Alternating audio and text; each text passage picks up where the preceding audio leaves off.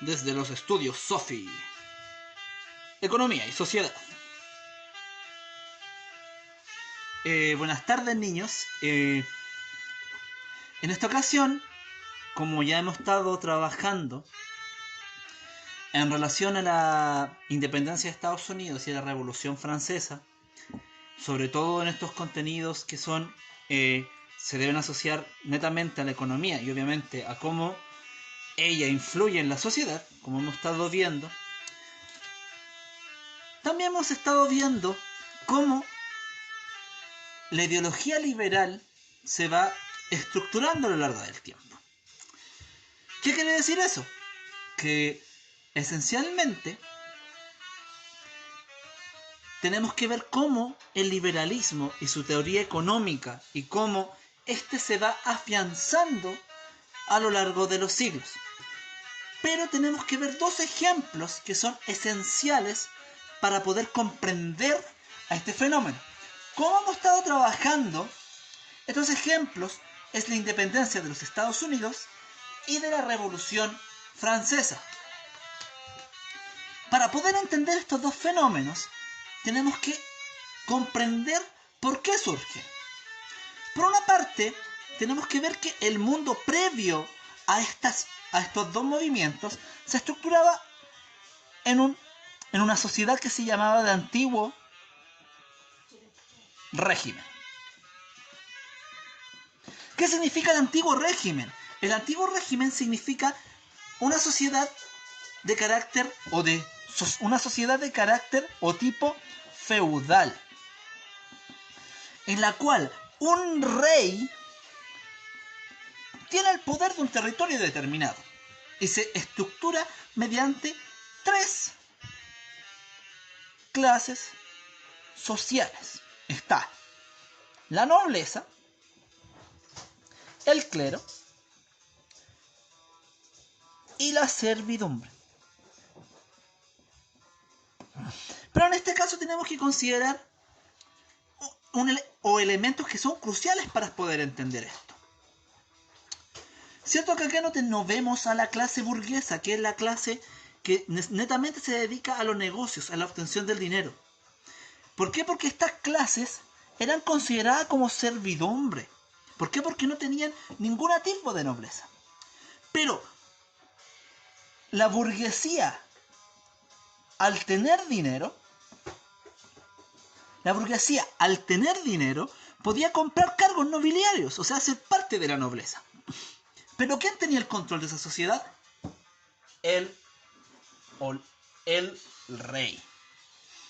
En este caso, tanto Estados Unidos como Francia respondían a dos reyes. En caso de Estados Unidos respondían al rey de Inglaterra y obviamente que Francia respondía a su propio rey. Pero en este mismo contexto, en el siglo XVIII, a principios del siglo XVIII, surge un movimiento intelectual que se llama la Ilustración.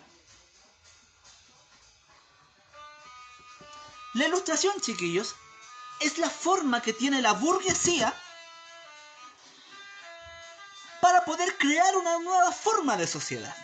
Una sociedad que se basara en la mayor igualdad de derechos entre los diversos ciudadanos y que no una nobleza y un clero tengan una mayor cantidad de derechos sobre la servidumbre que tenía que trabajar para ellos. Por lo tanto, la Ilustración, chiquillos, se basa en 4 preceptos o un precepto que origina otros preceptos. Ese precepto es la razón. La razón, chiquillos, es la capacidad que tiene el ser humano para pensar, para discernir, para tomar decisiones. En consecuencia de esta razón, surgen 3 elementos que son esenciales para la generación de la independencia de Estados Unidos y de la Revolución Francesa, que son la fraternidad, la igualdad y la libertad. Estos 3 elementos tienen como base la estructuración de una sociedad liberal y una sociedad mucho más igualitaria. Por lo tanto, a raíz de estos 3 elementos se genera algo que es base para el entendimiento de estos dos fenómenos, que es el pacto social.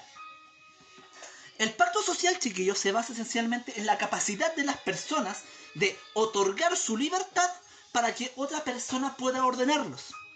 En este caso, el pacto social se traduce en una constitución. La constitución es el acuerdo entre todas las personas para legar su libertad con el fin de potenciar la supervivencia de la gente. En consecuencia, la constitución ordena políticamente a las personas mediante la consideración de la fraternidad, o sea, la convivencia pacífica dentro de una sociedad, asociado esto netamente al orden, a la igualdad, o sea, la capacidad de igualdad de derechos que tienen las personas, y la libertad de accionar de las personas. En consecuencia con esto, vamos a hacer una pregunta súper polémica. Estas sociedades eran fraternas, iguales poseían fraternidad, igualdad y libertad para poder ordenarse. O sea, ¿había una constitución que permitiera el orden de esta sociedad? En términos simples, no. ¿Por qué? Porque el rey es quien controla a toda la sociedad, pero desde un mandato divino, o sea, Dios le dice que tiene que gobernar. Esa es la justificación que dan los absolutistas. Pero en términos prácticos, la sociedad delega su libertad, delega su igualdad, delega su poder a un rey para que los ordene. Pero el rey generalmente cubre sus propios intereses. Por lo tanto, como todos los seres humanos somos creados en igualdad de condiciones, todos tenemos la capacidad de toma de decisiones. En consecuencia, a raíz de este pensamiento, empieza a generarse la independencia de Estados Unidos. Estados Unidos, como les dije, chiquillos, tiene una conciencia totalmente distinta. ¿Por qué? Porque Estados Unidos es colonia. De partida ya es cautivo. Al igual que América, bueno, Estados Unidos es parte de América, pero igual que América Latina, Estados Unidos o las 13 colonias se veía cautiva por Inglaterra. ¿Por qué? Porque la corona de Inglaterra dictaminaba qué tenían que producir y qué es lo que no tenían que producir. O sea, ellos debían producir lo que les mandaba la corona. En este caso, Inglaterra generalmente les ordenaba producir algodón para la producción de ropas que se hacía en Inglaterra. Inglaterra poseía la tecnología para producir los elementos y también tenía los mercados cautivos.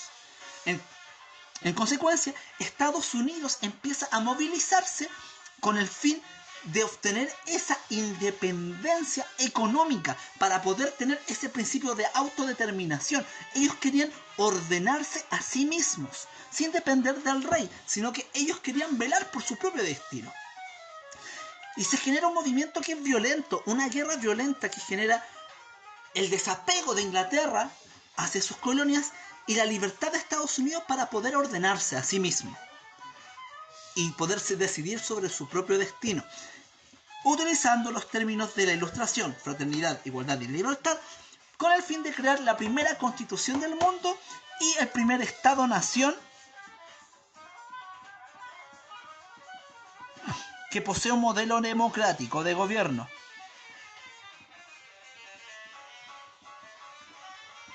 Modelo democrático de gobierno.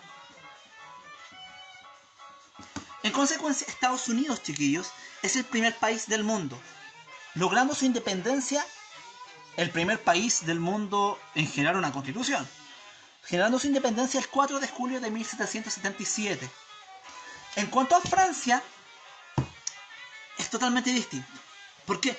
Porque Francia es un territorio que posee colonias, que posee colonias, pero dentro de su propio territorio pasaba por una crisis económica muy grande.